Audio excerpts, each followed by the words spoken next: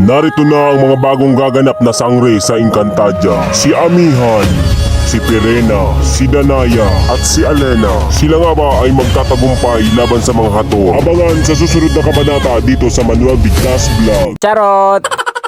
Kung saan nga ang may libreng pagkain ay pinupuntahan. Charot! Pumunta nga pala kami dito sa Santa Maria, Laguna. Dahil naimbitahan nga tayo sa isang birthdayhan. Pagdating nga namin dito, wala na nga usap-usap. Kumain na nga kami kaagad dahil gutom na nga kami. Sa layo ba naman ang biyanahin namin? Adobong manok at tinolang manok nga yung pinaulam sa amin. Grabe, sobrang solid, ang sarap. Pagkatapos nga namin kumain, tinanong nga namin si Ate Presi kung saan bang may malapit ditong paliguan. Sa Barangay Laurel nga daw may magandang paliguan. At yun nga daw yung mas malapit sa kanila. Nandito na nga kami at 20 pesos nga lang yung entrance fee namin dito at 10 pesos naman sa parking. Hindi na rin mabigat dahil hindi naman kami nagbayad. Charot. Si Ate Presi nga yung birthday girl yung nagbayad. Libre niya ng araw sa amin dahil birthday niya ng araw. Napansin ko nga dito sa paligo na ito ay may pagkahawig nga ito sa Pangil Eco Park. Dahil meron nga rin itong hanging bridge. Charot, hanging bridge talaga. Pero grabe, sobrang ganda dito guys. Ang lamig at sobrang presko talaga ng hangin. Isa pa guys, sobrang linis ng ilog nila dito. Grabe. Sobrang nag-enjoy nga yung anak ko dito sa paliligo dahil nakikita niya nga raw yung mga isda. Sabi ko nga sa kanya, huliin niya nga para nga may pangihaw kami mamaya. Charot. Tumawid nga kami sa hanging bridge dahil dito nga raw mas maganda sa kabila. Hinawakan ko nga itong anak ko habang tumatawid dahil yung isa nga namin kasamahan ay nadulas. Pero sa tingin ko naman hindi naman madulas yung bato. O baka tatanga-tanga lang talaga maglakad. Charot. Andito na kami at sobrang ganda nga dito sa napwestuhan namin. Ayaw pa nga maligo nitong kasamahan namin kaya tinulak ko na nga siya sa ilog. Malamig kasi talaga yung tubig. Pero kapag matagal ka nang nakababad, sobrang sarap na sa pakiramdam. Sobrang natutuwa nga ako dahil isang bigla ang plano na naman yung natuloy. Yung iba ko kasi mga kaibigan, nagplano kami sa GC hanggang ngayon nasa GC pa rin yung plano namin. Saglit lang pala kami dito dahil yung nag-birthday nga mag-attend daw ng graduation ng anak niya mamayang hapon. Hindi ko na papatagalin at hanggang dito na lang. Maraming salamat. Kita-kita tayo on my next vlog. Ingat!